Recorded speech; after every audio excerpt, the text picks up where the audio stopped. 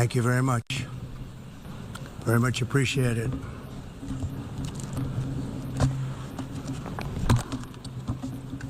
And I don't mind making this speech without a teleprompter, because the teleprompter is not working.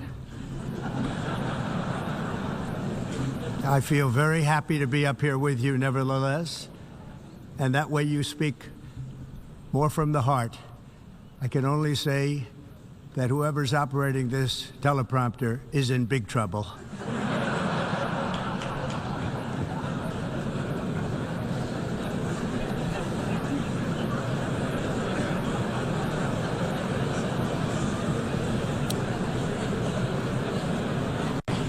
Hello, Madam First Lady. Thank you very much for being here. And Madam President, Mr. Secretary General, First Lady of the United States, distinguished delegates, ambassadors, and world leaders. 6 years have passed since I last stood in this grand hall and addressed a world that was prosperous and at peace in my first term. Since that day, the guns of war have shattered the peace I forged on 2 continents. An era of calm and stability gave way to one of the great crises of our time. And here in the United States, 4 years of weakness, lawlessness, and radicalism under the last administration delivered our nation into a repeated set of disasters.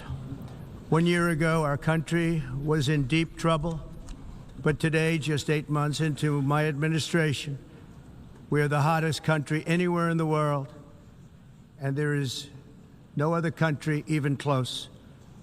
America is blessed with the strongest economy, the strongest borders, the strongest military, the strongest friendships, and the strongest spirit of any nation on the face of the earth.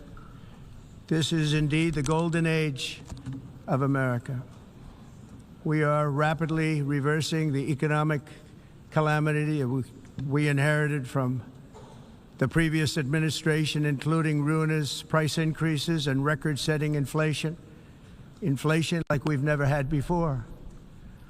Under my leadership, energy costs are down, gasoline prices are down, grocery prices are down, mortgage rates are down, and inflation has been defeated.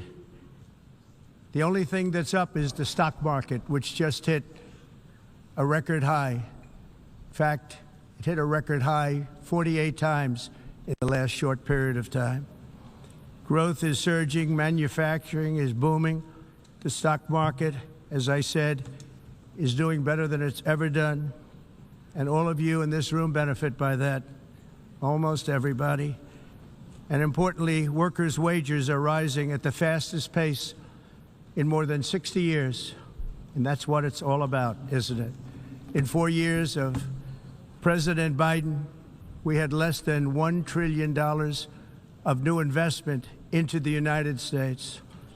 In just 8 months since I took office, we have secured commitments and money already paid for $17 trillion. Think of it, 4 years, less than $1 trillion, 8 months, much more than $17 trillion is being invested in the United States, and it's now pouring in from all parts of the world. We've implemented the largest tax cuts in American history and the largest regulation cuts in American history, making this once and again the best country on earth to do business. And many of the people in this room are investing in America, and it's turned out to be an awfully good investment during this 8-month period. In my first term, I built the greatest economy in the history of the world. We had the best economy ever, history of the world. And I'm doing the same thing again, but this time it's actually much bigger and even better. The numbers far surpass my record-setting first term. On our southern border, we have successfully repelled a colossal invasion. And for the last 4 months, and that's 4 months in a row, the number of illegal aliens admitted and entering our country has been 0. Hard to believe. because if you look back just a year ago, it was millions and millions of people pouring in from all over the world, from prisons, from mental institutions, drug dealers. All over the world they came. They just poured into our country with the ridiculous open border policy of the Biden administration. Our message is very simple. If you come illegally into the United States, you're going to jail, or you're going back to where you came from, or perhaps even further than that. You know what that means. I want to thank the country of El Salvador for the successful and professional job they've done in receiving and jailing so many criminals that entered our country. And it was under the previous administration that the number became record-setting, and they're all being taken out. We have no choice. And other countries have no choice, because other countries are in the exact same situation with immigration. It's destroying your country, and you have to do something about it. On the world stage, America is respected again like it has never been respected before. You think about 2 years ago, 3 years ago, 4 years ago, or 1 year ago, we were a laughingstock all over the world. At the NATO summit in June, virtually all NATO members formally committed to increase defense spending, at my request, from 2% to 5% of GDP, making our alliance far stronger and more powerful than it was ever before. In May, I traveled to the Middle East to visit my friends and rebuild our partnerships in the Gulf and those valued relationships with Saudi Arabia, Qatar, and the UAE, and other countries are now, I believe, closer than ever before. My administration has negotiated one historic trade deal after another, including with the United Kingdom, the European Union, Japan, South Korea, Vietnam, Indonesia, the Philippines, Malaysia, and many, many others. Likewise, in a period of just 7 months, I have ended 7 unendable wars. They said they were unendable. You're never going to get them solved. Some were going for 31 years, 2 of them, 31, think of it, 31 years. One was 36 years. One was 28 years. I ended 7 wars. And in all cases, they were raging with countless thousands of people being killed. This includes Cambodia and Thailand, Kosovo and Serbia, the Congo and Rwanda, a vicious, violent war that was, Pakistan and India, Israel and Iran, Egypt and Ethiopia, and Armenia and Azerbaijan. It included all of them. No president or prime minister, and for that matter, no other country has ever done anything close to that. And I did it in just 7 months. It's never happened before. There's never been anything like that. I'm very honored to have done it. It's too bad that I had to do these things instead of the United Nations doing them. And sadly, in all cases, the United Nations did not even try to help in any of them. I ended 7 wars, dealt with the leaders of each and every one of these countries, and never even received a phone call from the United Nations offering to help in finalizing the deal. All I got from the United Nations was an escalator that on the way up stopped right in the middle. If the First Lady wasn't in great shape, she would have fallen, but she's in great shape. We're both in good shape. We both stood. And then a teleprompter that didn't work. These are the 2 things I got from the United Nations, a bad escalator and a bad teleprompter. Thank you very much. And by the way, it's working now. It just went on. Thank you. I think I should just do it the other way. It's easier. Thank you very much. I didn't think of it at the time because I was too busy working to save millions of lives. That is the saving and stopping of these wars. But later I realized that the United Nations wasn't there for us. They weren't there. I thought of it really after the fact, not during these negotiations, which were not easy. That being the case, what is the purpose of the United Nations? The UN has such tremendous potential. I've always said it. It has such tremendous, tremendous potential, but it's not even coming close to living up to that potential. For the most part, at least for now, all they seem to do is write a really strongly worded letter and then never follow that letter up. It's empty words, and empty words don't solve war. The only thing that solves war and wars is action. Now, after ending all of these wars and also earlier negotiating the Abraham Accords, which is a very big thing for which our country received no credit, never receives credit. Everyone says that I should get the Nobel Peace Prize for each one of these achievements. But for me, the real prize will be the sons and daughters who live to grow up with their mothers and fathers, because millions of people are no longer being killed in endless and unglorious wars. What I care about is not winning prizes, it's saving lives. We saved millions and millions of lives with the 7 wars. And we have others that we're working on, and you know that. Many years ago, a very successful real estate developer in New York, known as Donald J. Trump, I bid on the renovation and rebuilding of this very United Nations complex. I remember it so well. I said at the time that I would do it for $500 million, rebuilding everything.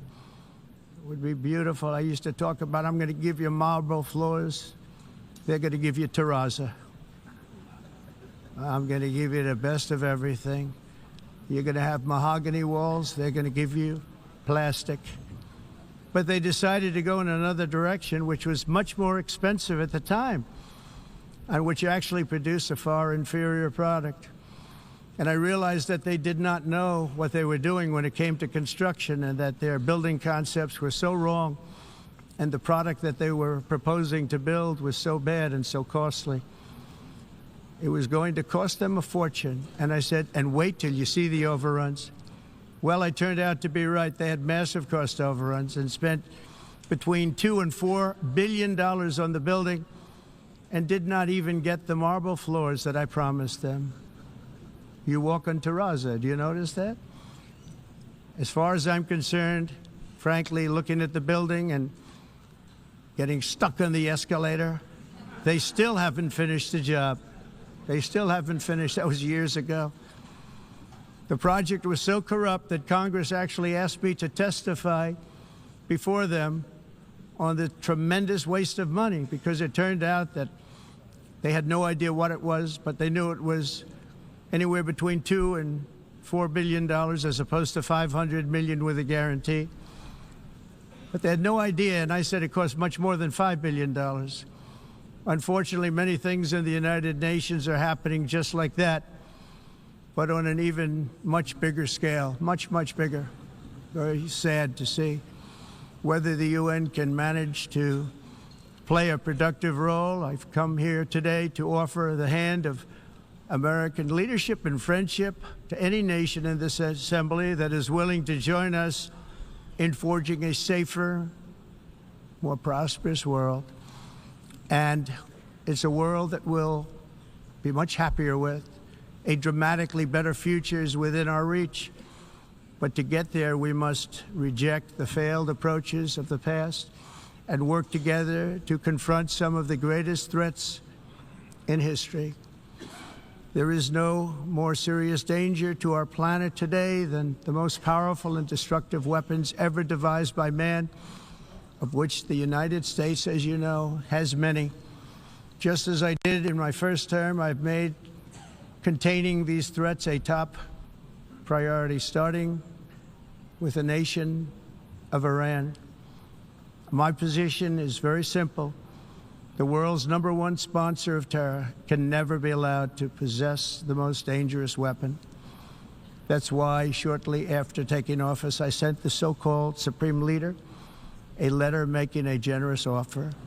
I extended a pledge of full cooperation in exchange for a suspension of Iran's nuclear program.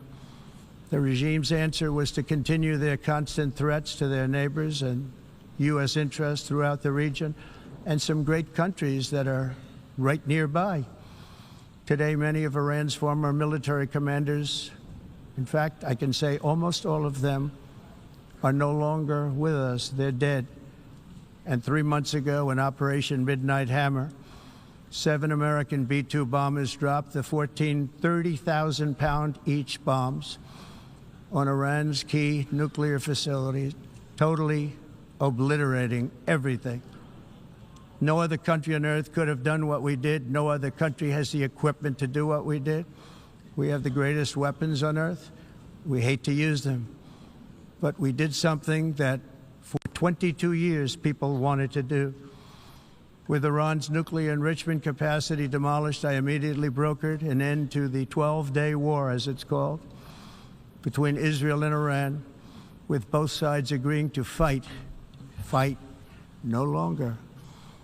As everyone knows, I have also been deeply engaged in seeking a ceasefire in Gaza. Have to get that done.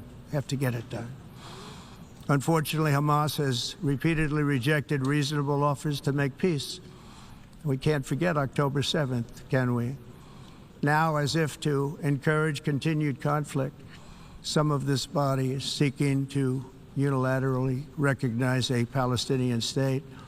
The rewards would be too great for Hamas terrorists for their atrocities. This would be a reward for these horrible atrocities, including October 7th, even while they refuse to release the hostages or accept a ceasefire. Instead of giving to Hamas and giving so much, because they've taken so much, they have taken so much. This could have been solved so long ago. But instead of giving in to Hamas's ransom demands, those who want peace should be united with one message: release the hostages now. Just release the hostages now. Thank you.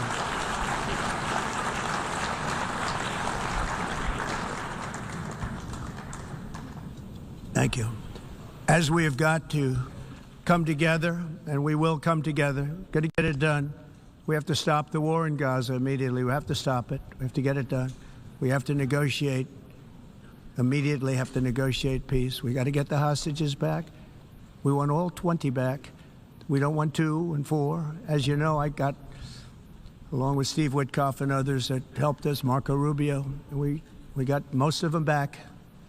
We were involved in all of them. But I always said the last 20 are going to be the hardest, and that's exactly what happened.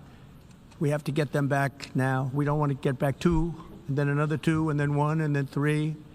Have this process. No, we want them all back, and we want the actually 38 dead bodies back too.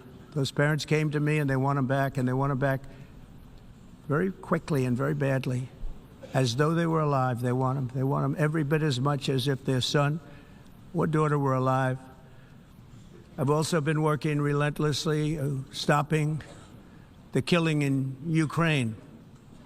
I thought that would be, of the 7 wars that I stopped, I thought that would be the easiest because of my relationship with President Putin, which had always been a good one. I thought that was going to be the easiest one. But, you know, in war, you never know what's going to happen. There are always lots of surprises, both good and bad. Everyone thought Russia would win this war in 3 days. But it didn't work out that way. It was supposed to be just a quick little skirmish. It's not making Russia look good. It's making them look bad. No matter what happens from here on out, this was something that should have taken a matter of days, certainly less than a week. And they've been fighting for 3.5 years and killing anywhere from 5,000 to 7,000 young soldiers, mostly soldiers, on both sides, every single week, from 5,000 to 7,000 dead young people, and some in cities, much smaller numbers, where rockets are shot, where drones are dropped. This war would never have started if I were president. This was a war that should have never happened. It shows you what leadership is, what bad leadership can do to a country. Look what happened to the United States, and look where we are right now in just a short period of time. The only question now is how many more lives will be needlessly lost on both sides. China and India are the primary funders of the ongoing war by continuing to purchase Russian oil. But inexcusably, even NATO countries have not cut off much Russian energy and Russian energy products, which, as you know, I found out about 2 weeks ago, and I wasn't happy. Think of it. They're funding the war against themselves. Who the hell ever heard of that one? In the event that Russia is not ready to make a deal to end the war, then the United States is fully prepared to impose a very strong round of powerful tariffs, which would stop the bloodshed, I believe, very quickly. But for those tariffs to be effective, European nations, all of you are gathered here right now, would have to join us in adopting the exact same measures. I mean, you're much closer to this. We have an ocean in between. You're right there. And Europe has to step it up. They can't be doing what they're doing. They're buying oil and gas from Russia while they're fighting Russia. It's embarrassing to them, and it was very embarrassing to them when I found out about it, I can tell you that. They have to immediately cease all energy purchases from Russia. Otherwise, we're all wasting a lot of time. So I'm ready to discuss this. We're going to discuss it today with the European nations, all gathered here. I'm sure they're thrilled to hear me speak about it, but that's the way it is. I like to speak my mind and speak the truth. As we seek to reduce the threat of dangerous weapons today, I'm also calling on every nation to join us in ending the development of biological weapons once and for all. And biological is terrible, and nuclear is even beyond, and we include nuclear in that. We want to have a cessation of the development of nuclear weapons. We know, and I get to view it all the time. Sir, would you like to see? And I look at weapons that are so powerful that we just can't ever use them. If we ever use them, the world literally might come to an end. There would be no United Nations to be talking about. There would be no nothing. Just a few years ago, reckless experiments overseas gave us a devastating global pandemic. Yet despite that worldwide catastrophe, many countries are continuing extremely risky research into bioweapons and man-made pathogens. This is unbelievably dangerous. To prevent potential disasters, I'm announcing today that my administration will lead an international effort to enforce biological weapons convention, which is going to be meeting with the top leaders of the world by pioneering an AI verification system that everyone can trust.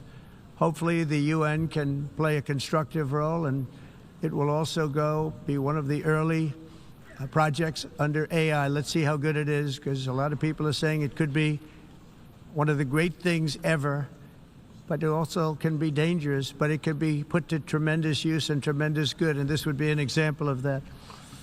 Not only is the UN not solving the problems it should, too often, it's actually creating new problems for us to solve. The best example is the #1 political issue of our time, the crisis of uncontrolled migration.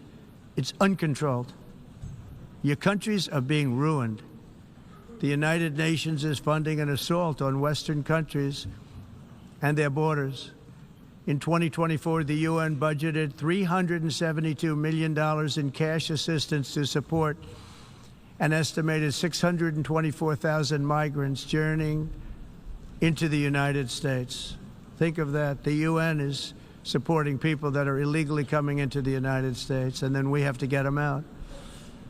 The UN also provided food, shelter, transportation, and debit cards to illegal aliens. Can you believe that? On the way to infiltrate our southern border. Millions of people came through that southern border. Just a year ago, millions and millions of people were pouring in, 25 million altogether over the 4 years of the incompetent Biden administration. And now we have it stopped, totally stopped. In fact, they're not even coming anymore because they know they can't get through. But what took place is totally unacceptable. The UN is supposed to stop invasions, not create them and not finance them. In the United States, we reject the idea that mass numbers of people from foreign lands can be permitted to travel halfway around the world, trample our borders, violate our sovereignty, cause unmitigated crime, and deplete our social safety net. We have reasserted that America belongs to the American people, and I encourage all countries to take their own stand in defense of their citizens as well. You have to do that because I see it. I'm not mentioning names. I see it, and I can call every single one of them out. You're destroying your countries. They're being destroyed. Europe is in serious trouble. They've been invaded by a force of illegal aliens like nobody's ever seen before. Illegal aliens are pouring into Europe. Nobody is ever, and nobody's doing anything to change it, to get them out. It's not sustainable. And because they choose to be politically correct, they're doing just absolutely nothing about it. And I have to say, I look at London, where you have a terrible mayor, terrible, terrible mayor, and it's been so changed, so changed. Now they want to go to Sharia law, but you're in a different country. You can't do that. Both the immigration and their suicidal energy ideas will be the death of Western Europe if something is not done immediately. This cannot be sustained. What makes the world so beautiful is that each country is unique.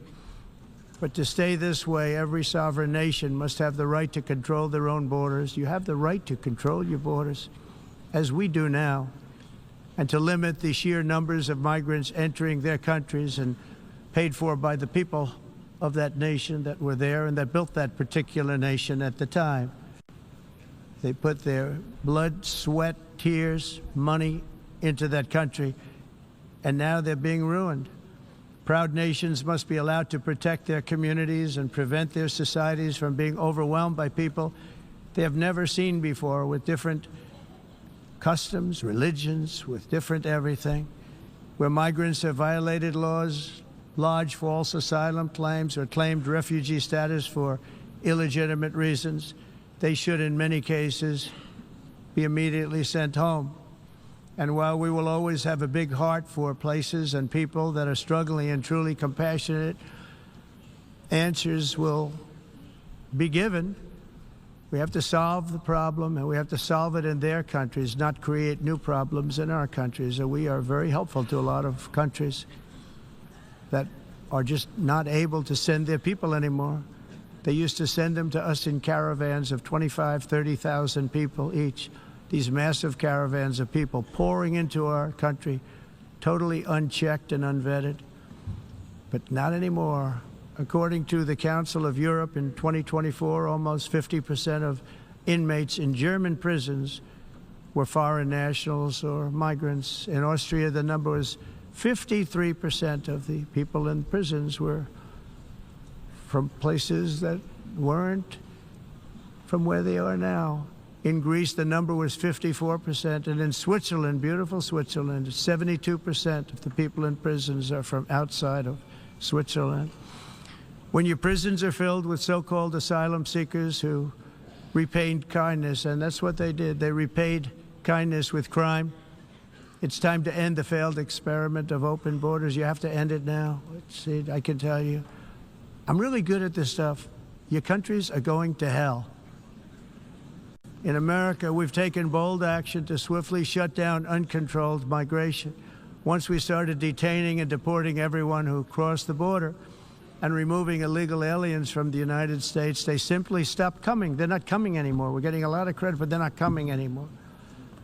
This was a humanitarian act for all involved, because on the trips up, thousands of people a week were dying. Women were being raped. Nobody's ever seen anything like it. Raped, horribly beaten, raped. On the trip up, the journey up, it was a long walk. It was a long, arduous journey, indeed. And it was also a historic victory against human trafficking throughout the region. What we did was a victory, and we saved so many lives of people that wouldn't make the journey. That journey was loaded up with death. loaded up with death. Dead bodies all along the roads of jungles to get up. They go through jungles, they go through areas so hot you couldn't breathe. They were dying of suffocation, areas so hot that you couldn't breathe. Dead bodies all over. By them not coming, we're saving tremendous numbers of lives. My people have done a fantastic job in doing what they did, and the American public agrees with it. I mean, I was very proud to see this morning I have the highest poll numbers I've ever had. Part of it is because of what we've done on the border. I guess the other part is what we've done on the economy. Joe Biden's policies empowered murderous gangs, human smugglers, child traffickers, drug cartels, and prisoners from all over the world. The previous administration also lost nearly 300,000 children. Think of that. They lost more than 300,000 children, little children, who were trafficked into the United States on the Biden watch, many of whom have been raped, exploited, and abused, and sold. Sold. Nobody talks about that. The fake news doesn't write about it. With many others, young children who are missing or dead. And we found a lot of these children, and we're sending them back, and we've been sending them back to their parents. They said, nobody knows who they are. They said, where do you come from? And they'll give us a country, and we'll find out, and we'll figure it out, and we'll bring them back to their homes. And the mother and father rush to the door, and their tears in their eyes. They can't believe that they're seeing their son or daughter, their little son or daughter again. We've done almost 30,000 of them so far. Any system that results in the mass trafficking of children is inherently evil. Yet that is exactly what the globalist migration agenda has done, and it's what it's all about. In America, those days, as you know, are over. The Trump administration is working, and we are continuing to work to track down the villains that are causing this problem, and also, as I said, to get back the 30,000 we've already returned. Now I think we're going to have another. We're going to find a lot. You're not going to find all of them. 300, more than 300,000.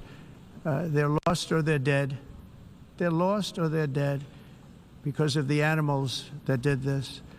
To protect our citizens, I've also designated multiple savage drug cartels as far as and you see this, and you see it happening right before your eyes. Let's put it this way. People don't like taking big loads of drugs in boats anymore. There aren't too many boats that are traveling on the seas by Venezuela. They tend not to want to travel very quickly anymore. And we've virtually stopped drugs coming into our country by sea.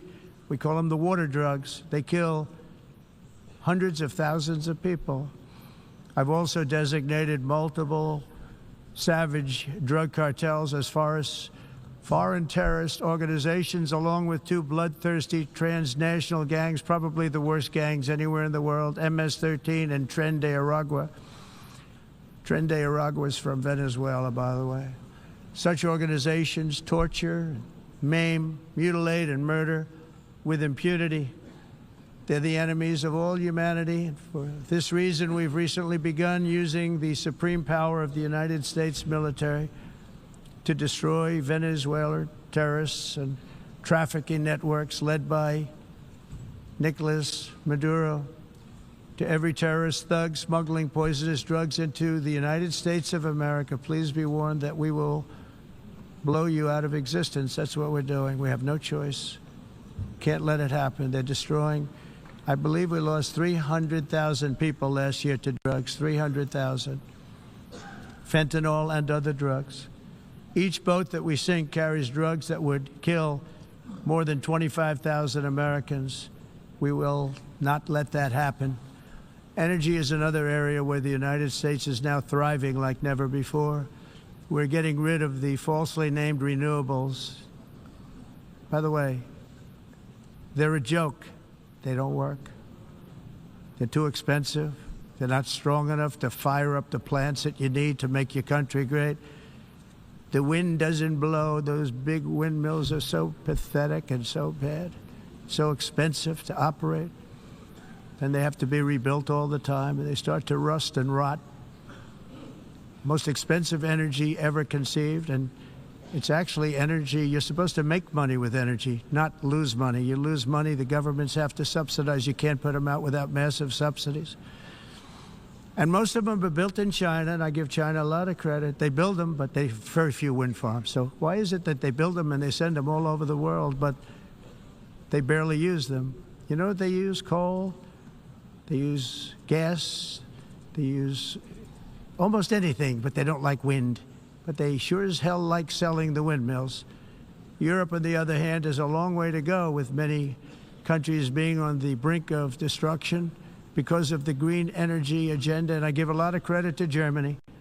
Germany was being led down a very sick path, both on immigration, by the way, and on energy. They were going green, and they were going bankrupt. And the new leadership came in, and they went back to where they were, with fossil fuel and with nuclear, which is good. It's now safe, and you can do it properly. But they went back to where they were, and they opened up a lot of different plants, energy-producing plants, and they're doing well. I give Germany a lot of credit for that. They've said this is a disaster, what's happening. They were going all green. All green is all bankrupt. That's what it represents. And it's not politically correct. I'll be very badly criticized for saying it, but I'm here to tell the truth. I don't care. It doesn't matter to me. I'm in New York City. I'm feeling a lot safer. Crime, we're getting crime down. And by the way, speaking of crime, Washington, D.C. Washington, D.C. was the crime capital of America.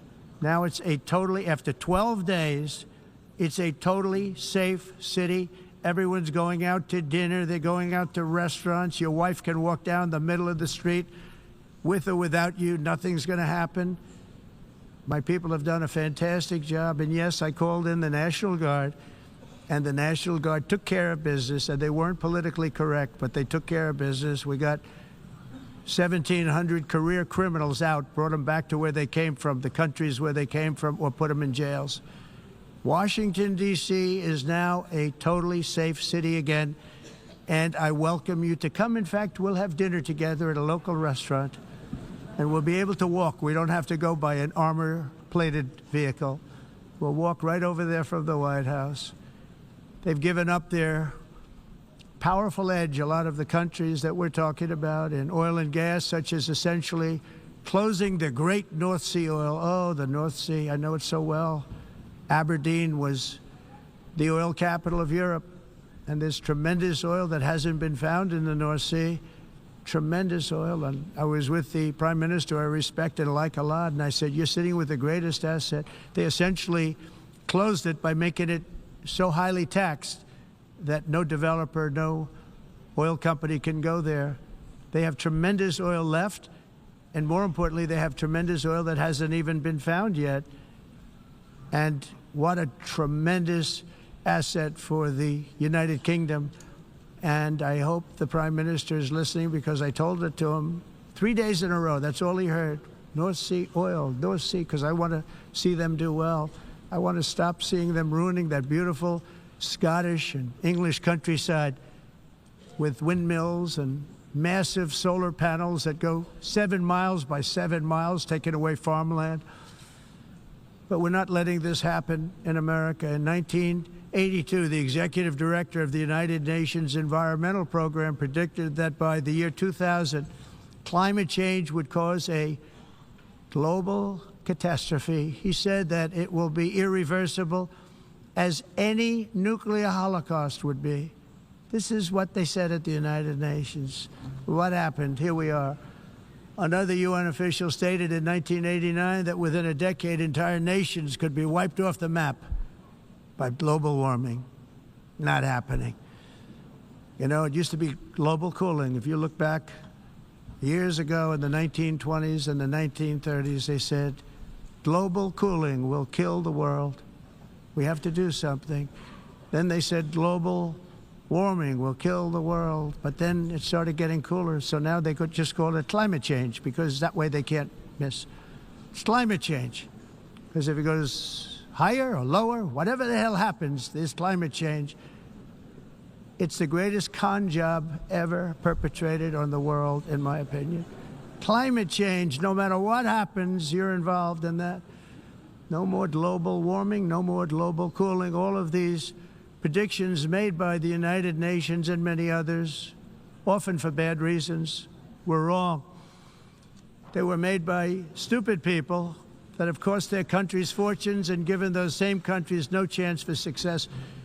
If you don't get away from this green scam, your country is going to fail. And I'm really good at predicting things, you know. They actually said during the campaign they had a hat, the best-selling hat. Trump was right about everything. And I don't say that in a braggadocious way, but it's true. I've been right about everything. And I'm telling you that if you don't get away from the green energy scam, your country is going to fail. And if you don't stop people that you've never seen before, that you have nothing in common with, your country is going to fail. I'm the President of the United States, but I worry about Europe. I love Europe. I love the people of Europe. And I hate to see it being devastated by energy and immigration. This double-tailed monster destroys everything in its wake, and they cannot let that happen any longer. You're doing it because you want to be nice. You want to be politically correct, and you're destroying your heritage. They must take control strongly and immediately of the unmitigated immigration disaster and the fake energy catastrophe before it's too late. The carbon footprint is a hoax made up by people with evil intentions, and they're heading down a path of total destruction. You know, the carbon footprint was a big, big thing a few years ago. I remember hearing about the carbon footprint, and then President Obama would get into Air Force One, a massive Boeing 747, and not a new one, an old one with old engines that spew everything into the atmosphere. He'd talk about the carbon footprint, we must do so. Then he'd get in and he'd fly from Washington to Hawaii to play a round of golf. And then he'd get back onto that big, beautiful plane and he'd fly back and he'd talk about, again, global warming and the carbon footprint. It's a con job. At extreme cost and expense, Europe reduced its own carbon footprint by 37%. Think of that. Congratulations, Europe. Great job. You cost yourself a lot of jobs, a lot of factories closed, but you reduced the carbon footprint by 37%. However, for all of that sacrifice and much more, it's been totally wiped out and then some by a global increase of 54%.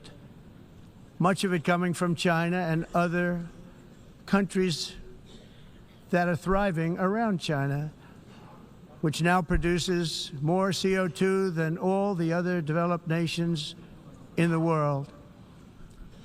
So all of these countries are working so hard on the carbon footprint, which is nonsense, by the way. It's nonsense. You know, it's interesting.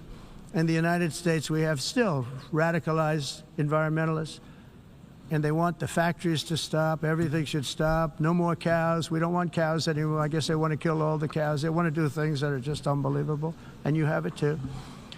But you know, we have a border, strong, and we have a shape, and that shape doesn't just go straight up. That shape is amorphous when it comes to the atmosphere. And if we had the most clean air, and I think we do, we have very clean air. We have the cleanest air we've had in many, many years. But the problem is that other countries, like China, which has air that's a little bit rough, it blows. And no matter what you're doing down here, the air up here tends to get very dirty because it comes in from other countries where their air isn't so clean. And the environmentalists refuse to acknowledge that. Same thing with garbage. In Asia, they dump much of their garbage right into the ocean. And over about a 1 week and 2 week journey, it flows right past Los Angeles. You've seen it. Massive amounts of garbage, almost too much to do anything about, flowing past Los Angeles, past San Francisco. And then somebody will get in trouble because he dropped a cigarette on the beach. The whole thing is crazy. The primary effect of these brutal green energy policies has not been to help the environment, but to redistribute manufacturing and industrial activity from developed countries that follow the insane rules that are put down to polluting countries that break the rules and are making a fortune. They're making a fortune. European electricity bills are now 4 to 5 times more expensive than those in China, and 2 to 3 times higher than the United States. And our bills are coming way down. You probably see that our gasoline prices are way down. You know, we have an expression, drill. Nós reduzimos os custos de energia porque nós faremos, como a expressão, vamos fazer tudo isso, reduzir os custos de energia e os custos diminuíram nos Estados Unidos. Common to see one.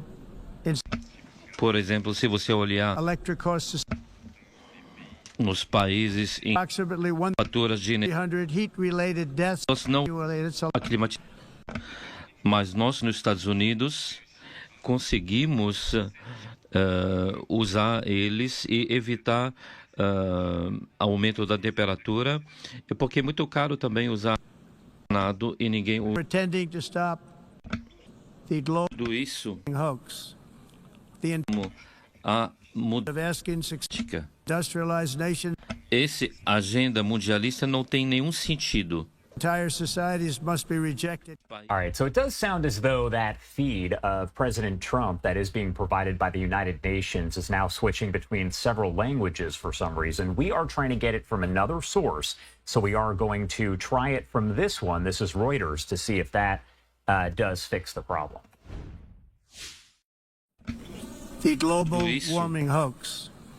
The entire globalist concept of asking successful industrialized nations to inflict pain on themselves and radically disrupt their entire societies must be rejected completely and totally, and it must be immediate. That's why in America I withdrew from the fake Paris Climate Accord, where, by the way, America was paying so much more than every country. Others weren't paying. China didn't have to pay until 2030. Russia was given an old standard that was easy to meet, a 1990 standard. For the United States, we're supposed to pay like $1 trillion. And I said, this is another scam. The fact is, the United States has been taken advantage of by the world for many, many years, but not any longer, as you probably noticed. I unleashed massive energy production and signed historic executive orders to hunt for oil, but we don't have to do much hunting because we have the most oil of any nation anywhere, oil and gas in the world. And if you add coal, we have the most of any nation in the world. Clean, I call it clean, beautiful coal. You can do things today with coal that you couldn't have done 10 years ago, 15 years. So I have a little standing order in the White House. Never use the word coal, only use the words clean, beautiful coal. Sounds much better, doesn't it? But we stand ready to provide any country with abundant, affordable energy supplies if you need them, when most of you do. We're proudly exporting energy all over the world. We're now the largest exporter. In the United States, we want trade and robust commerce with all nations, everybody. We want to help nations. We're going to help nations. But it must also be fair and reciprocal. The challenge with trade is much the same with climate. The countries that followed the rules, all their factories have been plundered. It's really sad to watch. They've been broken. They've been broken by countries that broke the rules. That's why the United States is now applying tariffs to other countries, and much as these tariffs were for many years applied to us, uncontrollably applied to us. We've used tariffs as a defense mechanism under the Trump administration, including my first term, where hundreds of billions of dollars in tariffs were taken in. And by the way, we had the lowest inflation, and now we have very low inflation. The only thing different is that we have hundreds of billions of dollars flowing into our country. But this is how we will ensure that the system works for everyone and is sustainable into the future. We're also using tariffs to defend our sovereignty and security throughout the world, including against nations that have taken advantage of former U.S. administrations for decades, including the most corrupt, incompetent administration in history, the sleepy Joe Biden administration.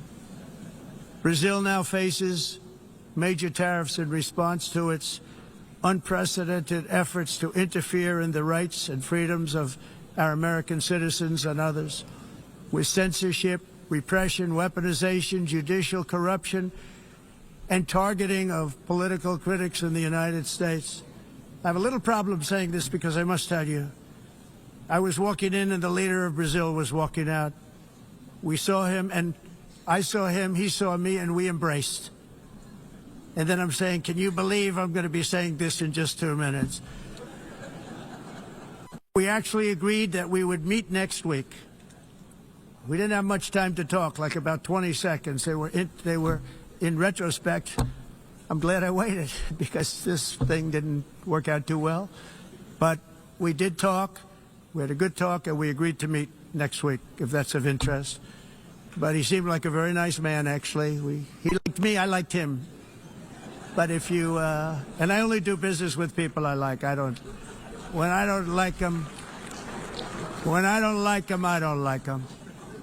But we had, at least for about 39 seconds, we had excellent chemistry. It's a good sign. But also in the past, Brazil, can you believe this, unfairly tariffed our nation, but now because of our tariffs, we are hitting them back, and we're hitting them back very hard. As president, I will always defend our national sovereignty and the rights of American citizens. So I'm very sorry to say this, that Brazil is doing poorly and will continue to do poorly. They can only do well when they're working with us. Without us, they will fail, just as others have failed. It's true. Next year, the United States will celebrate the 250th anniversary of our glorious independence, a testament to enduring power and American freedom and spirit. We will also be proudly hosting the 2026 FIFA World Cup, and shortly thereafter, the 2028 Olympics, which is going to be very exciting. I hope you all come. I hope that countless people from all over the globe will take part of these will be great celebrations of liberty and human achievement, and that together we all can rejoice in the miracles of history that began in July 4th, 1776, when we founded the light to all nations. And it's something really that an amazing thing came out of that date. It's called the United States of America.